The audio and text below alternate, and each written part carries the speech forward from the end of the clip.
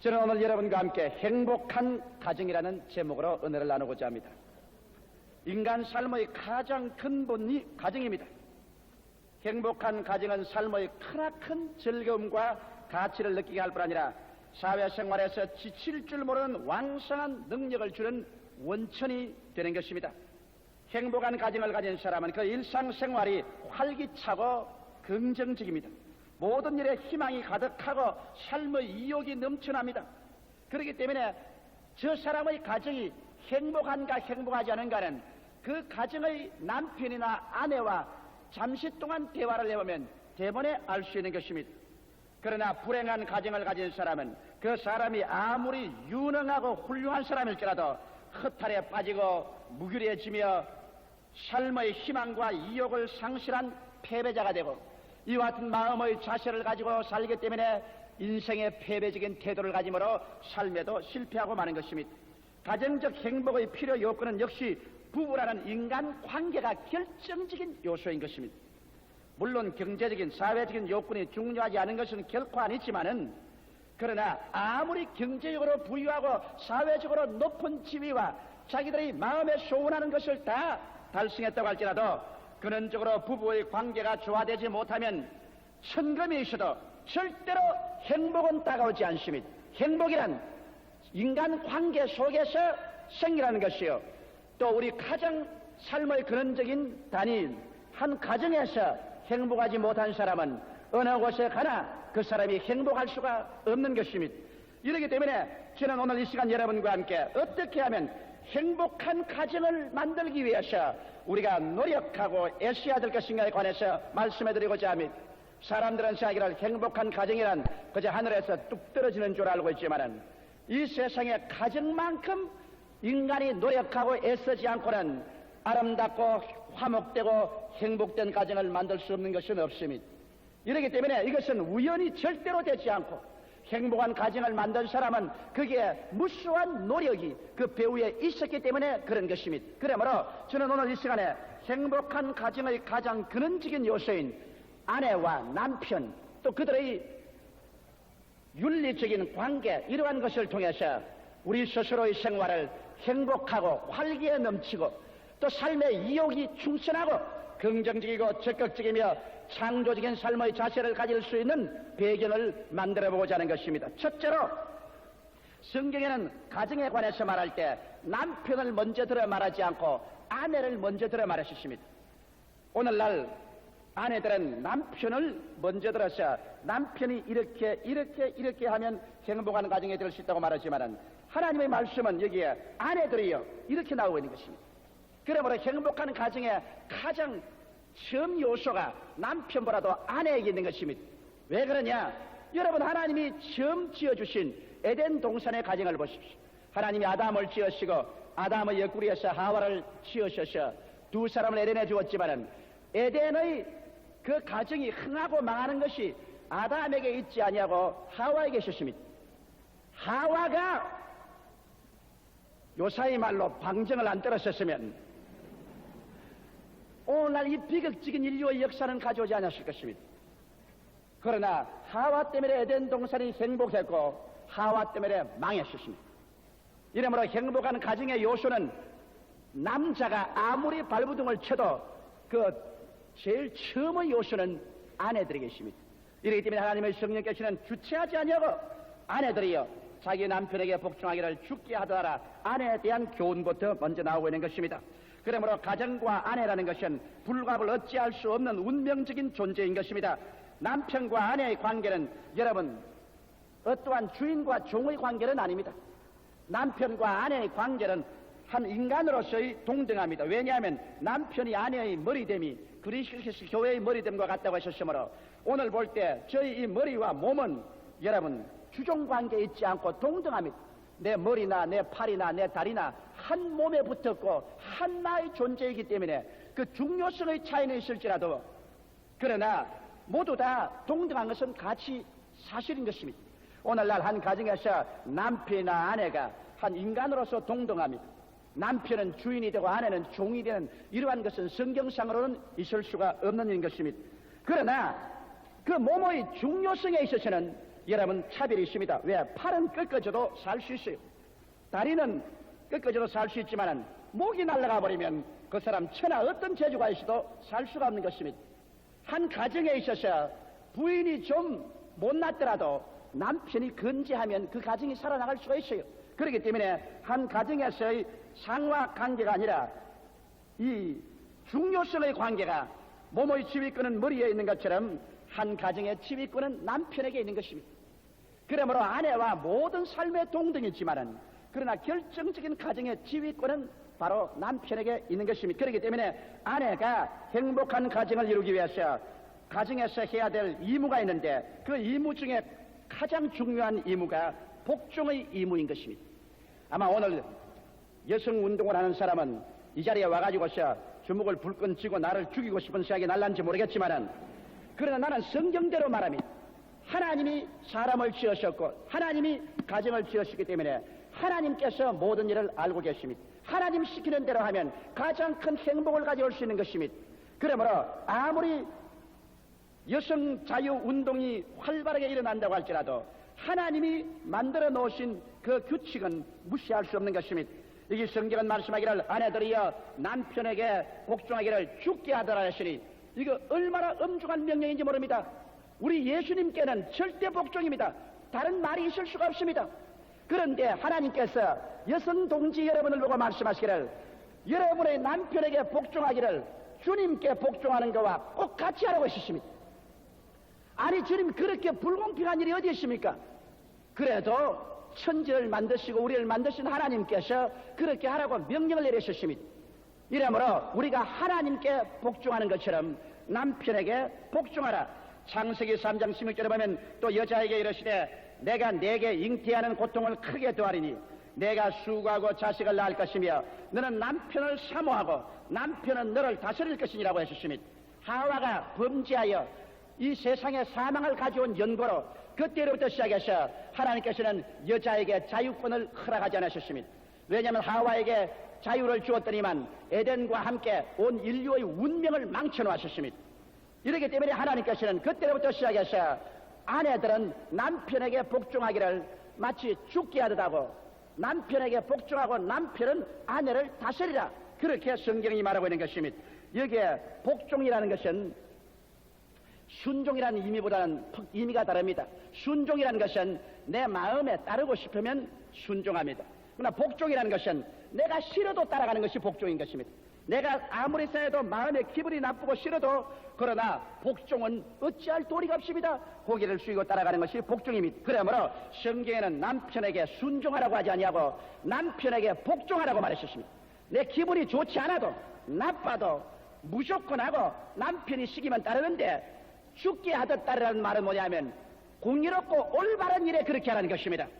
남편이 나쁜 일을 하라고 하는데도 복종하라는 말은 아닌 것입니다. 여러분 죽게 하듯하라는 것은 남편이 주님처럼 여러분을 이끌어 주실 때 하나님을 중심으로 하고 공의롭고 의롭고 올바른 길로 이끌 때 그때 복종하라는 것이지 남편이 도둑질하는 것도 복종을 하고 남편이 살인하라는 것도 복종을 하고 이런 것은 복종이 아닙니다. 어떤 신학자는 말하기를 하나님이 여자에게 명령한 것은 절대 복종을 명하기 때문에 자기 아내를 보고 다른 남자하고 동거하고 살아라고 명령해도 순종해야 된다고 그렇게 말하는 신학자가 있는데 그 신학자는 잘못된 신학자인 것입니다. 죽게 하듯하라고 했기 때문에 주님께서는 절대로 우리를 잘못된 길로 이끌지 아니하는 것입니다. 남편이 정당하고 올바른 길로서 이끌어 갈 때 그때는 죽기까지라도 사양치 말고 복종을 하라는 것입니다. 그러나 남편이 사탄이 되어가지고서 마귀의 길로 이끌어 가는데 그때 복종하라는 말은 성경에 절대로 해놓고 있지 않습니다. 그러나 대다수의 남편들이 아내를 정의로 올바르게 인도하기를 원하지 사탄이 되어서 잘못된 길로 이끌기를 원하는 사람은 없을 것입니다. 이러기 때문에 여러분 범사의 여자들은 미안합니다. 여자가 아닙니다. 그건 내가 대단히 잘못했습니다. 오늘날 사회에 나가서 남자에게 여자가 복종하는 말은 성경에 없습니다. 그걸 알아야 돼요. 오늘 여자가 대통령도 될 수 있고 여자가 수상도 될 수 있습니다. 여자가 장관도 될 수 있고 여자가 목사도 될 수 있습니다. 여자가 남자를 이끄는 데 대해서는 성경에 여러분 이와 같이 엄히 명령하지 않으셨습니다. 그러나 남편과 아내의 관계, 가정에서는 아내는 남편에게 절대로 복종하라는 것입니다. 그러나 일단 가정에서 나가서 유능한 여자가 하나님의 기름 부으심이 있어서 인도에 나가는데 남자를 지도하고 남자들이 복종해야 될 것은 그건 마땅한 일인 것입니다. 이렇기 때문에 이 성경이 말한 것은 여자들이여 남자에게 순종하기를 주께 하더라 이렇게 해놓지 않으셨습니다. 아내들이여 자기 남편에게 복종하기를 주께 하더라. 그것도 자기 남편에게 복종하라고 했죠. 남의 남편에게 복종하라고는 말하지 않으셨습니다. 이것도 단단히 분리해 놓아야 되는 것입니다. 이러므로 아내는 자기 남편에게 주께 하듯 복종하는 의무가 있어지는 것입니다. 그뿐 아니라 또 아내는 남편을 경외하는 의무가 있는 것입니다. 성경에 여기 보면은 그러나 너희도 각각 자기의 아내 사랑하기를 자기같이 하고 아내도 그 남편을 경외하라고 말하는 것입니다. 경외라는 것은 의미가 대단히 깊습니다. 여러분, 남자라는 것은 여자와 심리적으로 다르게 만들어져 있습니다. 아마 대개 우리 어머니나 또 우리 자매님 여러분께서 남자의 심리를 잘 모르기 때문에 한평생을 같이 살면서도 잘 남편을 다룰 줄 모르는 사람이 많습니다. 남편이라는 사람은 심리만 잘 알면 여러분 손바닥 위에 얹어놓고 가지고 놀 수가 있습니다. 굉장히 바깥에서는 거물 같지만은 집에 들어오면 별로 거물이 아니에요. 여러분 동물의 세계를 보면 참 재미가 있습니다. 옛날에 내가 우리 누님이 시집가기 전에 우리 형제간끼리 같이 있을 때 내게 와서 이런 질문을 한 것을 내가 지금까지 늘 기억을 하고 그것이 내게 도움을 주었습니다. 우리 누님이 하신 말씀이 내가 아무래도 이해할 수가 없다 그래요. 하루는 우리 주님이 화장대 앞에서 열심히 화장을 하고 있습니다. 나는 누님 옆에서 열심히 공부를 하고 있습니다. 그래서 내가 하는 말이 누나 무엇 때문에 매일같이 그렇게 화장을 한다고 고생을 하노? 저녁이면 다 씻어버릴 것인데 매일같이 얼굴에 분 바르고 눈썹 그리고 립스틱으로 입술 그리고 매일같이 왜 고생을 하니까 나를 물끄러미 들여다보시더니만 글쎄 알 수 없지. 이 짐승들을 보면은 수컷이 전부 아름답게 꾸미는데 장탁도 보면 장탁이 막 벼슬을 멋있게 하고 막 꼬리를 이렇게 달고 아주 붉은 날개를 쥐고 그렇게 굴림하면 암탉은 꼬락서니까 말이 아니에요. 하나도 안 꾸미고 요렇게 해서 가만히 따라오거든. 꿩도 보면 수컷은 울긋불긋하고 굉장해요. 학도 수컷은 아주 아름다워요. 또 사자도 수컷은 수염을 두룩두룩 내려오고 굉장해요. 모든 동물들은 자기의 암컷에게 의시되기 위해서 아주 굉장히 꾸미는데 이제 사람에 딱 와서는 남자는 아무렇게나 하고 여자가 아름답게 꾸밉니다. 그러나 거기에 속아 넘어가면 안 됩니다. 왜 그러냐? 여자들은 겉으로 화려하게 꾸몄지만은 남자는 역시 장탁이 암탉 앞에서 의시되는 것처럼 수컷이 암식에게 의시되는 것처럼 남자는 의시되고 싶은 마음이 있다고요.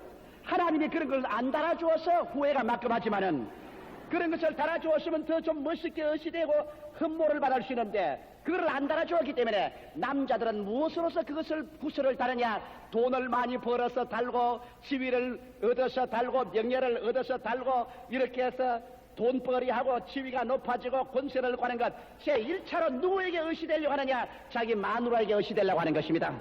그 다른 건 없습니다. 다른 데 의시되는 것보다 제1차가 자기 마누라 앞에 의시되어서 마누라가 쳐다보고 흠모를 하고 예배를 해주기를 원하는 것입니다.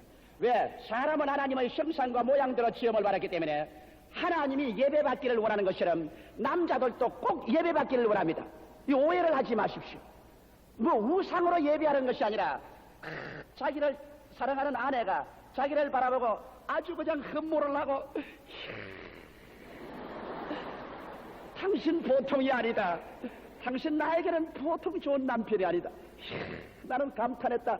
이렇게 되면 의시되고 말이죠. 남자가 이렇게 되면 그 사람 절대로 그 마누라 떠나지 않습니다. 여러분. 그런데 오늘날 수많은 마누라들이 그 남편 좀 의시되게 만들어주지 아니하고 아이고 지 주제 돈도 못 벌어오는 것이 이러면 그 사람 영적으로 죽여버리고 마는 것입니다. 남자의 특성이 한번 이렇게 마누라에게 의시되는 겁니다. 이 세상에다 의시되지 못하더라도 자기 마누라 앞에 한번 날개를 치고 의시되어보는 이 재미로 사는 게 그걸 마누라가 와서 꼬리를 쳐버리고 날개를 쳐버리고 벼슬을 쳐버리고 말이야. 너까지 끝 이렇게 하면 그 사람 쭉지가 부러져 가지고서 마누라에게 의시되지 못하는 남자치고 세상에 나와서 훌륭한 지도자가 되는 남자는 없는 것을 여러분 알아야 되는 것입니다. 그러나 남자가 엎드려서 절 받을 수 있나요?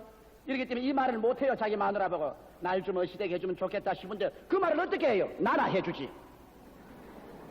그러므로 여러분 이 성경 말씀에 하나님께 하신 말씀은 아내들이여 너희 남편을 경외하란 말은 헬라어로 포세타이 톤 안드라 이렇게 되어 있습니다. 포세타이란 말은 우리 한국말로는 경외하란 말이지만 헬라 원어에는 의미가 대단히 깊습니다. 그 의미는 뭐냐면 포세타이란 말은 관심을 기울여라. 남편에게 아내들이 끊임없이 관심을 기울이라. 남편에게 무관심해서 막 옷을 어디 던져버리든지 방구석 어디 뒹굴어 자든지 그렇게 내버려 놓는 그런 무관심이 되지 말아라. 제일 처음 결혼해서 이 신혼 시절에는 그렇게도 다정하고 그렇게도 관심을 기울이더니 자식 한 둘 셋 넷 낳고 난 다음에 40대가 턱 올라오니까 이제는 무관심입니다. 뭐 옷을 입고 가든지 우통을 벗고 가든지 넥타이를 거꾸로 매든지 옳게 매든지 밥을 많이 먹고 가든지 안 먹고 가든지 왜 집안일에 바쁘고 자식일에 바쁘기 때문에 이제 남편에도 무관심입니다. 이것이 중대한 잘못입니다. 성경에는 아내들에게 준 의무가 남편에게 끊임없이 관심을 기울이라. 그래서 속으로 싫더라도 여보 오늘 넥타이는 이런 거 매시오 이러면 너게 관심이 있구나. 여보 양말은 매일같이 갈아 신우. 옷은 말이야 색깔은 이렇게 조화를 입어야 돼. 말 한마디에 별로 큰 여러분 수고가 안 됩니다만 그러나 남편이 야 내 마누라가 내게 관심을 기울여주구나. 이 삭막한 세상에 누가 나를 위해서 관심을 기울여주노. 마음속에 깊이 그것이 새겨지는 것입니다. 그 다음에 또 포세타이란 말은 명예롭게 하라는 것입니다. 어찌하든지 남편을 불명예스럽게 하지 말고 명예스럽게 하라. 무슨 조그마한 명예로운 일이 있더라도 그것을 꼭 들추어내서 남편이 영광을 얻도록 명예롭게 하는 것입니다. 그 말하면 여보 당신 나이는 먹었지만은 그래도 요사이 옛날과 조금 다름이 없어. 옷을 입으면 스타일이 옛날 나하고 결혼할 때와 또 한 가지야. 에이 늙어가면서 무슨 잔소리야. 그러고도 돌아서서 마누라 없으면 겨울에 한번 비춰봅니다. 자기를 명예롭게 하라. 그리고 뭐 조그만 일에서 남하고 이야기할 때라도 이야기를 참 잘하거들랑 딱 간지하고 왔다가 집에 와서 야 당신 참 말 잘하더라. 에이 괜히 그러지. 아니야 진짜야. 그러면 밤에 자다가 깨어나서 내가 말을 잘하는가 봐. 우리 마누라밖에 알아주지 않거든. 다른 데 가도 누가 몰라주는데 그래도 마누라 날 알아주는구나. 그 마음이 떠들어지는 것입니다. 그 다음에는 이 포세타이란 말은 먼저 대접하라는 것입니다. 무엇이든지 가정에서 남편 먼저 대접하라. 그저 마시는 음식에서도 먼저 대접해줘라. 나로 참 그 내 마음속에 잃지 않은 것은 우리 집에 우리 성도들이 가끔 떡이라도 가져오고 뭐 맛있는 거 가져오면 우리 집 사람이 나가 저 안방에 있는데 그런 명령하는 소리가 귀에 들리는데 내 기분이 보통 좋지 않아요. 애들이 먹으려면 야 아버님이 아직 손 안 대는데 무슨 소리야. 그 아버지가 다 보고 먹는 거야. 아버지 없이 손 대지 마. 그럼 내 속으로 그러면 그렇지. 그래도 우리 가정에서 내가 이거라고. 그러나 우리 집사람 보면 마음속에 여보 이런 마음이 생겨난다고. 그럼 먼저 대접을 해. 그러나 음식 같은 거 오면은 말이지 막 아버지는 제껴놓고 온갖 다 쑤셔가지고 먹고 난 다음에 시끄럽게 남은 것 여보 이거 누가 가져왔으니 좀 먹어봐. 그러면 내가 개냐 고양이냐 먹던 걸 내놓고 그건 사기가 완전히 떨어져 버리고 마는 것입니다. 어찌할 도리가 없어요. 그러므로 무슨 음식이 있든지 무슨 좋은 일이 있든지 먼저 대접하라. 이것이 남편을 경외하는 의미가 되고 그 다음에 또 포세타이라는 의미는 두려움을 갖고 존경하라. 여러분 남편과 아내 사이에는 존경의 위치가 늘 있어야 되는 것입니다. 남편은 아무리 오래 살아도 부인에게 존경을 받기를 원합니다. 그 존경이 안 되니까 나중에 협박 공갈을 하죠. 코함을 꽥 치고 그렇게 존경받아가는 효과가 없어요. 그러므로 여러분 스스로가 좀 존경이 안 되더라도 성경에 하나님이 명령을 했으니까 그러므로 존경을 하는 것입니다. 이게 존경을 하면 이렇게 하면 그 다음 그 가정에 부인에게 존경을 받는 그 남자가 세상에 나가서도 존경받는 은혜 심사를 하는 것입니다. 그러나 부인에게 짓눌려 놓으면 가지가 될 대로 되어버리라. 이래가지고 세상에서도 천대받는 천물이 되어버리고 마는 것입니다. 그 다음에 또 이 포세타이라는 말은 찬양하라는 말인 것입니다. 칭찬하는 것을 여러분 삼가지 마십시오. 사람이 입을 열어서 칭찬하는 것 별로 큰 수고롭지 않습니다. 그러나 사람들이 이 칭찬 한마디로 말미암아 얼마나 가정에 기름을 치는지 압니까? 내가 어떤 자매님 보고 그러지 말고 남편을 좀 칭찬해 주시니까 목사님 칭찬요? 가만히 있어도 우쭐거리는데 내가 칭찬해서 엉덩이에 뿔나라고요? 하하, 그건 모르는 소리입니다. 자꾸 칭찬을 해서 사람을 고쳐야지. 아무리 잘못하는 것도 자꾸 잘못했다 그러면 영 잘못해주고 마는 것입니다. 그러나 잘난 점을 들어서 칭찬을 하고 난 다음 그 다음 못난 점은 요렇게 고치시오 딱 꼬집지 말고 나는 이렇게 했으면 참 좋겠다 하늘 보고 말을 하는 거요. 그럼 그게 먹여 들어가는 것입니다. 그러므로 조금이라도 잘하는 일에 대해서 칭찬을 하십시오.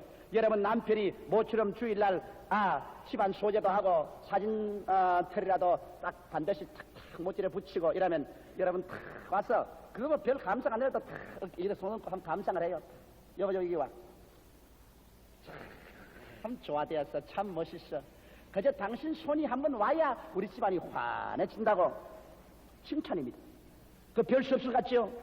남편은 그렇지 내가 아무래도 필요하지 오래 살아야지 나 없이는 당신 못 산다고 그런 마음이 생겨나는 것이 칭찬.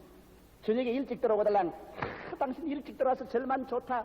이 얼마나 살만하다. 난 얼마나 기쁜지 모른다. 당신 참 훌륭하다. 칭찬해 주십시오. 그러면 다음부터 일찍 들어오고 싶은데 어느 날 남편이 마음에 결심을 하고 일찍 들어오면 오늘은 해가 서쪽에 뜨겠군.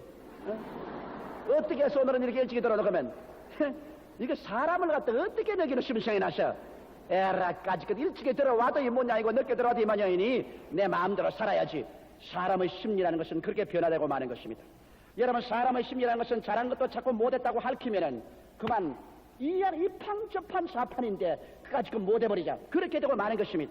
이러므로 경외하라는 말은 포세타이라는 말은 찬양하라는 것입니다. 그리고 마지막으로 포세타이라는 말은 사랑하고 흠모하라. 그 흠모라는 것은 남편에게 절대로 필요한 것입니다. 나도 우리 집사람이 날 흠모해 주기를 정말 원하고 있어요. 아마 오늘 이 예배 어느 곳에 앉아 있을 것입니다만 내가 직접은 여태까지 40평생에 말 못했지만 오늘 아침 예배를 통해서 말을 합니다. 설교로 잘하고 하면 정말 흠모를 해주면 참 근사하다. 정말 훌륭하다. 정말 할렐루야다. 나는 당신 같은 남편 얻은 것을 참 행복으로 생각한다. 흠모입니다. 이것은 남편들이 어찌할 수 없이 하나님이 만들 때 하나님의 형상과 모양대로 지어놨기 때문에 육체 영양분이 필요한 것처럼 심리적으로 그러한 영양분이 필요한 것입니다. 이걸 공급해 주지 못하기 때문에 가정이 파괴됩니다. 여러분 그저 가정이라는 것은 육체적으로 모여서 동물적인 삶만 살아가는 것이 가정이라고 생각하면 대단한 오해인 것입니다. 여러분 인물이 잘난 것도 얼마 안 갑니다. 몸맵시가 이쁜 것도 얼마 안 가요. 사람이 살아가면 마음이 예쁘고 마음이 올바르고 착한 것이 가정을 오래오래 행복되게 만드는 요소인데 그러므로 하나님께서 아내들에게 남편에게 복종할 의무를 가지고 남편을 경외하라 이와 같이 명령한 것은 여러분 행복한 가정을 가져오는 이 비결이 있기 때문에 그런 것입니다. 그러고 난 다음에 성경에는 아내는 남편을 돕는 배필이라고 했습니다. 오늘날 너무나 많은 가정에 돕는 배필이 아니고 헐뜯는 배필이 돼가지고서 그저 앉아서나 남편을 헐뜯어가지고서 이것이 도움을 받는 것이 아니라 할퀴어서 피투성이가 되어서 그래서 사회에 일하러 나가니 그 남편이 나가서 무슨 일을 하겠습니까? 상처 입은 것이라도 자꾸 도와서 치료해주고 붕대를 감아주고 더덕거려주고 그래서 돕는 배필이 돼야지. 이걸 뭐 조금만한 거 할켜놓고 여기도 할퀴고 저기도 할퀴고 뜯어서 그래서 틀 뜯어버린 장탁같이 이렇게 가지고서 사회에 내버려 놓으면 이 사람이 나가서 무슨 용기와 희망으로 일을 하게 되는 것입니다. 자 오늘 여러분 우리 자매님들은 조 목사가 남자니까 남자 편만 들어가지고서 시작부터 그냥 남자 이야기 섬기란 이야기만 하느냐. 그러나 그 다음 성경은 두 번째로 우리 이제 남자에게 해야 될 의무에 관해서 말하고 있습니다. 그러나 그 전에 내가 잠언서에 있는 몇 마디 말씀을 읽어드리겠습니다. 잠언서 12장 4절에 어진 여인은 그 지아비의 면류관이나 욕을 끼치는 여인은 그 지아비로 뼈가 썩음 같게 하느냐. 좋은 마누라는 남편의 면류관입니다. 얼마나 좋습니까? 그러나 나쁜 마누라는 남편의 뼈가 썩는다고 말했습니다. 잠언서 19장 13절로 14절에 미련한 아들은 그 아비의 재앙이요 다투는 아내는 이어 떨어지는 물방울이니라. 집과 재물은 조상에게 상속하거니와 슬기로운 아내는 여호와께로서 말미암느니라. 그러므로 아직 장가한 건 총각이 거들랑 마누라 얻으려면 하나님께 기도 많이 하십시오. 하나님이 좋은 아내를 준다고 말했었습니다. 잠언서 31장 30절로 31절에 단단히 들으세요. 고운 것도 거짓되고 아름다운 것도 헛되나 오직 여호와를 경외하는 여자는 칭찬을 받을 것이라. 그 손의 열매가 그에게로 돌아갈 것이요 그 행한 일을 인하여 성문에서 칭찬을 받으려고 말한 것입니다. 이러므로 얼굴이 고운 것도 거짓되고 아름다운 것도 헛된 것입니다. 일시적으로 눈을 시원놓게 하나 그것은 오래가지 못합니다. 그러나 아름다운 마음씨, 아름다운 인격은 이것은 어느 곳에 가나 칭찬을 받고 그 아름다움은 영원히 계속되는 것입니다. 그러면 오늘 두 번째로 남편들에게서 하나님이 무엇이라고 말하는가 보십시다. 성경은 말하기를 남편들아 아내 사랑하기를 그리스도께서 교회를 사랑하시고 위하여 자신을 주심같이 하라. 이제 여기에 남편은 아내를 사랑할義務를 가지고 있는 것입니다. 남편은 일어나고 결혼하고 난 다음에는 하나님 앞에 무거운 책임으로 아내를 사랑을 해야 되는데, 그럼 사랑이란 어떤 것이냐? 사랑에는 여기 예수 그리스도를 모범으로 해서 그 요소를 보여줬습니다. 예수 그리스도께서 교회를 사랑같이 남편이 아내를 사랑하는데 그 사랑의 요소는 자신을 내어주는 사랑을 하라. 사랑이라고 해서 입에 발린 사랑하지 말고 자신을 내어주는 사랑을 하라. 이것은 희생적인 사랑을 자기 아내에게 하는 것입니다. 예수님은 교회를 사랑하기 위해서 하늘 보좌를 버리고 이 땅에 내려와서 이 교회의 모든 죄와 허물을 대신 짊어지고 죽는 데 올라가셨습니다. 그와 똑같은 사랑을 아내에게 베풀려고 하시니까 이거 무시무시한 책임인 것입니다. 이러므로 아내에게 와서 아내의 모든 문제를 걸머져서 희생적으로 아내를 받들어주라는 것입니다. 요사이 우리 한국 사람이라고 그렇게 못할 리가 어디 있어요? 이제는 5일 식구가 되고 또 여러 가지 긴축 생활을 하는데 마누라 혼자서 부엌에서 밥 지으라는 이유는 없거든요. 왜? 여러분 오늘날 사회도 보십시오. 일반 요리집에서 제일 음식을 잘하는 사람이 누구냐? 여자냐 남자입니까? 남자 요리사입니다. 여러분 또 옷을 만드는데 여자들 옷도 제일 옷을 잘 만드는 사람이 여자입니까? 남자입니까? 남자입니다. 그러니 그저 음식 만드는 것은 여자들이 하는 것이고 옷 만드는 것도 여자들이 하는 것이니 그 남자가 할 건 아니다. 천만에요. 오늘날 음식도 옷도 제일 잘 만드는 것은 남자들이 합니다. 이렇기 때문에 자기를 내주는 사랑으로서 요사이 일순 부족한데 집에 어린아이 보고 집안일 다 보고 가정사 돌보는데 집에 돌아와서 그저 신문이나 들고 있을 필요가 어디 있어요? 나가서 손에 거지고 앞치마 입고 나가가지고서 부엌에 가서 그릇도 좀 씻어주고 불도 좀 떼어주고 밥도 좀 퍼주고 그 다음 집안 소재를 좀 하고 그런다고 해서 남자의 코가 떨어지나요? 절대로 안 떨어지는 것입니다. 자기 몸을 내어주는 것 좀 사랑하라.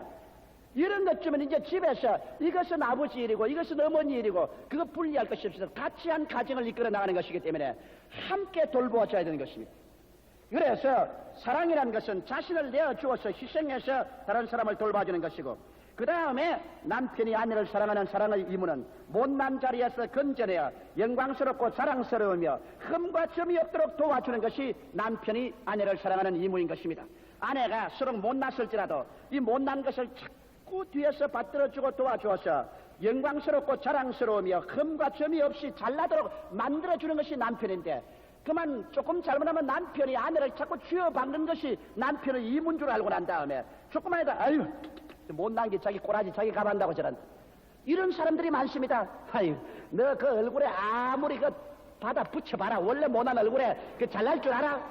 그런 소리도 하고 그 뚱뚱 스타일에 몸 아무리 감아봤자 소용도 없어. 그만둬. 이런 말이라든지 이런 것은 치명적인 타격을 갖다 주는 것입니다. 뚱뚱하거들랑 날씬한 옷을 갖다 입혀놓고 난 다음에 날씬하다고 격려를 해주고 흠모를 해주고 약하거든 강하도록 도와주고 못났으면 잘나도록 밀어주고 또 지적이 필요하면 지력을 얻도록 해주고 어찌하는지 못난 자리에서 건져내어 영광스럽고 자랑스러우며 흠과 점이 없도록 해서 자기의 자녀들 앞에서나 자기의 일가 친척들 앞에서나 자기의 이웃 앞에서나 돋보이도록 자꾸 뒤를 받들어주는 이것이 남편의 사랑의 의무라고 성경은 가르치고 있는 것입니다. 오늘 이 자리에 와 있는 남자 동지 여러분은 집에서 여러분의 아내들을 어찌하든지 자녀들 앞에서나 이웃 앞에서 돋보이도록 영육간에 도와주는 그러한 일을 하고 있습니까? 만일 그런 일을 하고 있지 않다면 남편으로서의 자기의 의무를 저버린 것입니다. 그러고 난 다음에 또 사랑의 의무는 자기의 몸을 아끼듯 부인을 아껴주라는 것입니다. 오늘 많은 부인이 내게 신앙 상담하셔 자기 남편 자랑하는 부인들이 하는 말이 우리 남편이 나를 얼마나 아껴주는지 모릅니다. 나는 그래서 행복합니다. 나는 제일 처음에 자기를 아껴주는 것이 뭘 그렇게 좋노 그렇게 생각했는데 부인들은 어찌할 수 없이 남편이 아껴주기를 원하고 있는 것입니다. 이러므로 말미암아 남편은 아내를 귀하게 여기고 아껴주고 그 험한 일을 하지 않도록 어찌 도와주는 이러한 일을 하고 자녀들 앞에서나 이웃 앞에서 사랑받는 모습으로 내세울 수 있어야 하는 것입니다. 그리고 그 다음에는 성경에는 양육하며 보호하며 귀하게 여기라고 말했습니다. 아내에게 일용할 양식을 공급하고 그 다음에는 어찌한지 위험해서 보호해주고 그 다음에는 귀한 보호와 같이 귀하게 여겨주라는 것입니다. 그러므로 주님께서 남편에게 명령하니 명령이 조금도 가볍지 않습니다. 희생적으로 아내를 사랑하고 그리고 아내를 어찌든지 돋보이도록 만들어주고 자기 몸을 아끼듯이 아껴주고 그 다음에는 양육을 하고 보호하고 귀하게 여기라고 그렇게 말하고 있는 것입니다. 살아갈수록 아내를 천하게 여기고 멸시하고 무시하는 것은 바로 하나님께로부터 받은 선물을 내가 무시함으로 말미암아 하나님 앞에 죄를 얻는 결과가 되고 마는 것입니다.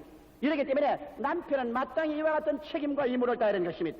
그뿐 아니라 남편은 아내를 안심하게 해줘야 하는 것입니다. 여러분 이 세상에서 가장 심리적으로 불안한 존재가 여자라는 존재인 것입니다. 왜냐하면 여자는 남자를 믿고 삽니다. 일평생을 남자에게 내어 맡기고 삽니다. 그런데 남자라는 사람이 믿음직스러우냐? 바람에 나는 갈대와 같습니다. 옛날에는 여자의 마음이 갈대와 같다 하는데 그건 사실 남자들이 자기 마음에 흔들리는 것을 거꾸로 덮어 씌우려고 지은 노래입니다. 남자의 이 생활이라는 것이 갈대같이 흔들거립니다. 이러므로 그런데 자기 일생을 잊어놓고 난 부인들은 불안합니다. 이 세상에 가장 불안한 존재가 부인입니다. 왜? 남편이 가서 자기를 배반하지 아니할까? 또 다른 여자하고 또 새로운 가정을 이루지 아니할까? 또 자기를 이제 멀리하지 아니할까? 자기를 이제 덜 사랑하지 아니할까? 그러므로 여자는 어찌할 수 없이 깨어날 때부터 잠들 때까지 마음속에 인시큐리티, 불안을 가지고 있는 것입니다. 이 불안정을 남편이 없애줘야 하는 것입니다. 이러므로 심적인 불안을 없애주고 마음의 뜨뜻함을 가지고 내가 만세반석을 믿는 같이 우리 남편을 믿고 편안한 마음으로 자식들을 기르고 살아갈 수 있다고 이렇게 마음의 평안을 가질 수 있도록 해야 되는 것입니다. 이러므로 직장인들은 그렇기 때문에 아내들에게 쓸데없이 불안을 주지 않기 위해서 저녁에 퇴근하거들랑 특별한 시간 없이는 곧장 집으로 오고 어찌할 수 없는 도리 같으면 반드시 전화로 연락을 해서 곧 자기가 어떠한 처지던 것을 가르쳐주고 그 다음에는 혹시 여행을 하거들랑 돈 좀 들더라도 상관없으니까 장거리 전화라도 종종 걸고 편지라도 매일 내어서 이래서 마음속에 불안하지 않도록 그렇게 만들어주는 것은 남편의 임무인 것입니다. 셋째로 이제 내가 부부간의 예의에 관한 말을 하고 난 다음에 오늘 이 설교를 끝마치기로 하는 것입니다. 우리가 부부간에 같이 살면 아무리 한 몸이라도 두 사람이 함께 살기 때문에 서로 지켜야 될 예의가 있는 것입니다. 그 예의 중에 피는 물보다 진하다는 것을 여러분 알아야 되는 것입니다. 아무리 내 남편이 되고 내 아내가 되어도 역시 남편에게는 자기의 본가가 있고 아내에게는 또한 자기의 친정이 있습니다. 친정이나 시가집의 흉을 보는 것은 대단히 어리석은 일인 것입니다. 서로 부부간에 아무리 서로 친해서 너희 배밥 내가 내 먹는다고 하더라도 여러분 역시 피는 물보다 진하다는 것을 잊지 말아야 되는 것입니다. 몇 분 친정의 결점을 지적해보면 한사 결단으로 변호를 하고 달리고 상처를 입습니다. 나도 그렇게 봤어요. 나도 우리 집사람 앞에서 우리 장인 흉도 보고 우리 장모 흉도 보고 우리 처남들 흉도 보아봤었습니다. 그렇게 나하고 다정하게 이야기하다가도 저 사람은 뭐 어찌할 수 없이 내 사람이고 또 죽을 때도 나와 같이 내 품에서 죽을 사람이다. 내가 오래 산다면 그렇게 한 그런 장면에서도 내가 장인 결점 말하고 우리 장모나 우리 처남들 결점 말하면 우리 집사람이 내 마음을 상할까 싶어서 그렇다고 고개를 끄덕이면서 얼굴 색깔이 싹 달라지고 하는 것입니다. 그러고 난 다음에 나중에 그 뒤에 서비스가 영 없어지고 마는 것입니다. 그럼 내가 저 사람 날보다도 자기 친정을 더 사랑하는가 보다 그렇게 내가 오해를 했는데 그 다음 어떻게 돌아가다가 우리 집사람이 내 본가에 관해서 좀 결점을 지적해서 말을 하면 그것들은 그래 또 꼭 타당한 말을 하기 때문에 그 사실 맞아 그래 그러면서 속으로는 아주 듣기가 싫어요. 마음속에 저런 말을 안 하면 좋은데 왜 하나. 이것은 어찌할 수 없이 우리 인생에 살아가면 어떻게 해도 피는 물보다 진합니다. 완전히 내가 볼 때 나쁘다고 생각해도 다른 사람이 나쁘다고 하면은 듣기가 싫어요. 이러기 때문에 부부간에 같이 살면서 끊임없이 지켜야 될 예의는 절대로 친정이나 시가의 문제에 관해서 덜추어서 결점을 말하지 말자는 것입니다. 잘난 것이 있거든 말하고 못난 것이 있거든 싹 닦아버리고 말지, 말해봤자 본전도 못 찾습니다. 여러분, 그 하나도 좋은 일이 없어요. 그러므로 그 점에 대해서 예의를 지켜야 되는 것입니다. 그 다음 또 나아가서 부부간에 여러분 서로 인정 있고 사랑으로 살려면 과거의 잘못을 절대로 거듭거듭 말하지 말아야 되는 것입니다. 오늘날 부부간에 깨어지는 이유 중에 많은 이유가 과거의 잘못을 마음속에 간직해 두고 있다가 둘이가 마음이 상하면 언제나 그 비장의 무기를 끄집어내가지고서 찌르기 시작하는 것입니다. 이러기 때문에 남편은 아내의 잘못을 다 기억 속에 놨다가 마음이 틀리면 그래 언제 너 그러더니 또 그래 이러고 난 다음에 그 비장의 무기를 끄집어냅니다. 부인은 또 남편 보고 그래 너 젊을 때 나 얼마나 고생시켰니? 그러고 나오기 시작하면 뭐 남편이 뭐 정신이 하나도 없는 것입니다. 그래서 내가 늘 남편 보고 말을 해요. 젊었을 때 마누라에게 잘 해놓으십시오. 남자는 나이가 늙으면 무용지물이 돼, 천물이 돼. 왜 노인이 돼 놓으면 아들네 집에 가도 환영을 받지 못하고 딸네 집에 가도 환영을 받지 못하지만은 마누라는 그저 늙어도 아들네 집에 가도 자식 새끼들 봐주니까 환영을 받고 딸네 집에 가도 환영을 받으니 그때는 남편은 올 때 갈 데가 없이 주고 만다. 그냥 어느 곳이나 아랫목이 아니면 냄새 난다고 나가라 그러고 말이지. 그러면 그거 마누라가 12폭 치마로 이리 감아주고 저리 감아주고 딸네 집에 가서 얻어 먹이고 아들네 집에 가서 얻어 안 먹이면 고약하게 되고 만다.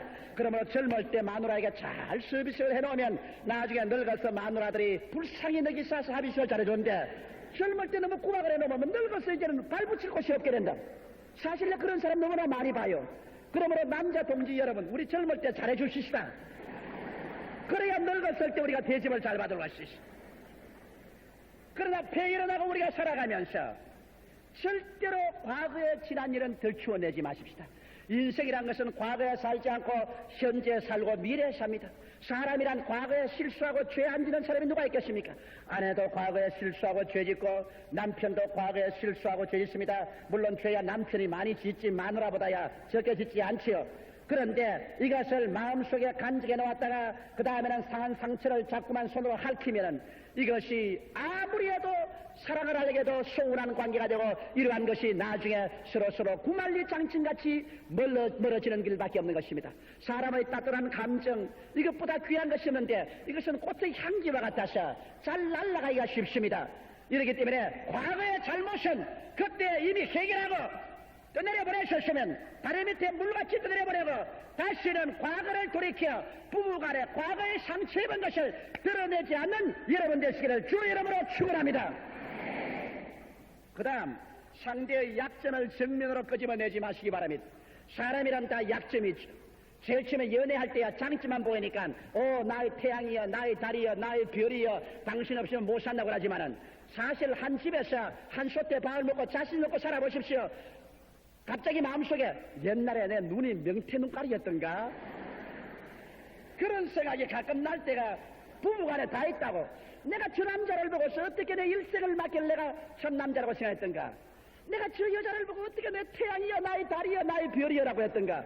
내가 잘못 와도 되게 잘못 봤지. 그것은 누구나 불구하고 인간은 산과 사람은 멀리서 볼 때가 좋고 가차이 보면은 같이 살자면은 이제는 결점밖에 보이지 않습니다. 그래서 자기 가까이 있는 사람에게는 결점이 보이고 자기 이웃에 멀리 있는 사람에게는 장점이 보입니다. 그렇기 때문에 남편이 이웃에 있는 다른 사람의 아내와 비교해보고 또 아내가 이웃에 있는 다른 남편하고 비교해보고 저 사람은 저렇게 좋은데 우리는 왜 이러노? 그러나 그 사람 집에 가보면 또 둘이는 또 한가지네 또. 이러므로 여러분 상대의 약점을 다 있기 때문에 정면으로 약점을 끄집지 마십시오. 신체적인 약점이나 교육적인 약점이나 인격적인 약점을 꼬집어가지고 고치려고 하는데 천만에요. 절대로 안 고쳐져요. 아내가 잔소리한다고 남편 고쳐지는 남편 천에 한 명도 없고 남편이 아내 보고 잔소리한다고 아내가 그것 때문에 자기의 인격을 고치는 것도 천에 한 명이 없습니다. 절대로 남의 결점을 꼬집어가지고서 그것이 고쳐지느냐 고쳐지는 것보다도 더 깊은 상처를 입고 그 사람을 하여금 타인의 결점을 더 바라보도록 결심을 만들어주는 것입니다. 예 속담에 한 방울의 꿀은 한 마리의 썰개보다 더 많은 파리를 잡는다는 말인 것입니다. 한 마리의 썰개 같은 잔소리를 하는 것보다도 따뜻한 장점 한 방울의 꿀을 떨어뜨려 주십시오. 잘난 점을 떨어가지고서 당신 참 잘났어. 이 점은 참 좋아. 그러고 난 다음에 세월이 지나고 난 다음 요것 하나 없었으면 참 좋겠는데 그렇게 간접으로 말을 해야 돼. 당신 요거 고쳐요.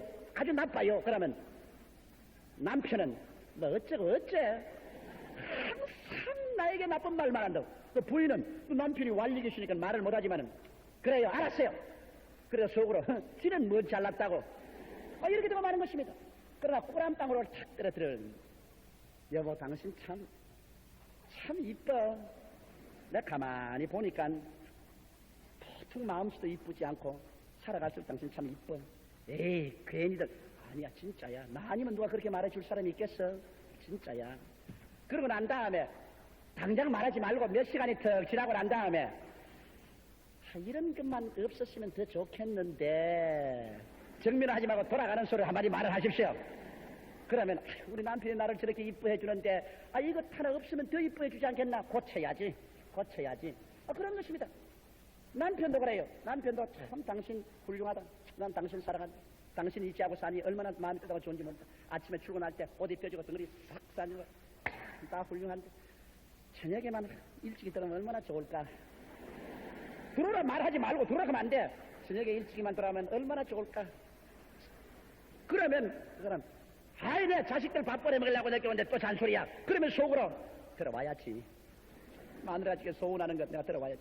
절대로 직접 공격을 하면 안 돼요. 간접으로 살짝 띄워놓으면 그게 하나님 성령의 역사에서 더 효과를 발생한다고. 그러고 난 다음 그 다음에 또 우리가 부부간에 해야 될 것은 부부간의 일을 공개치 말아야 되는 것입니다.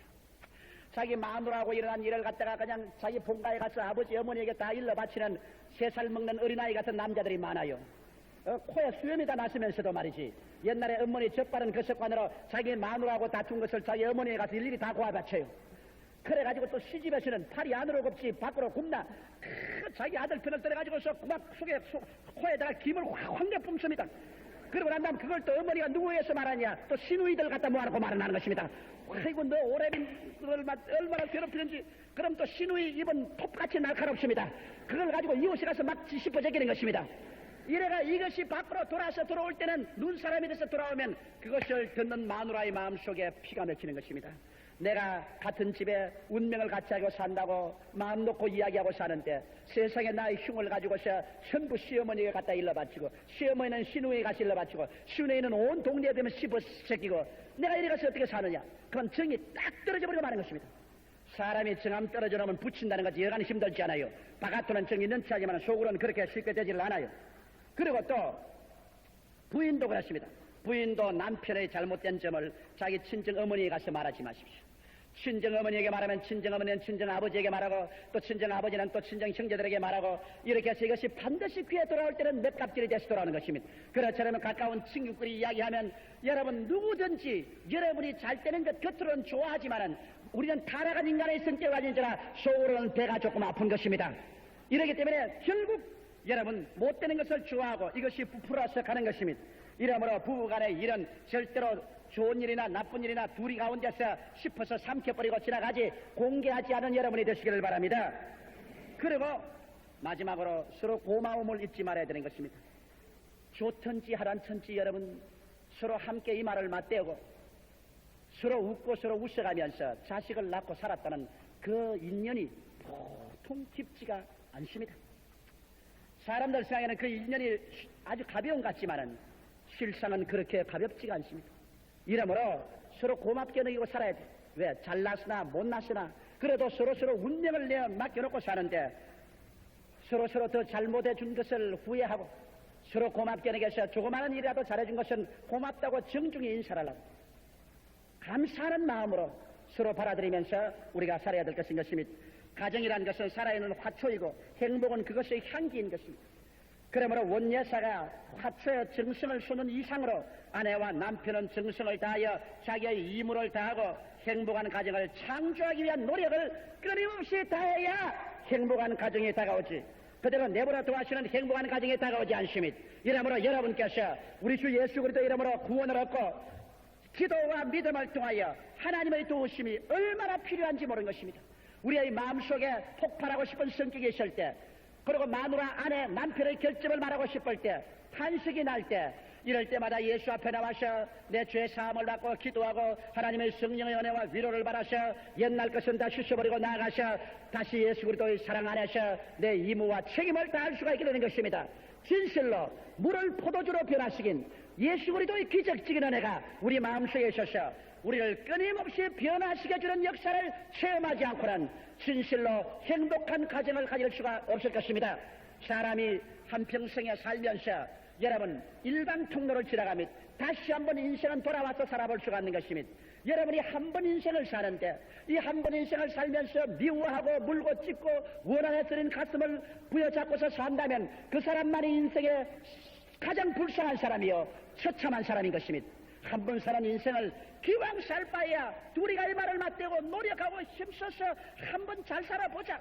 젖과 꿀이 흐르지 않거든 사탕물이라도 흐르게 하자.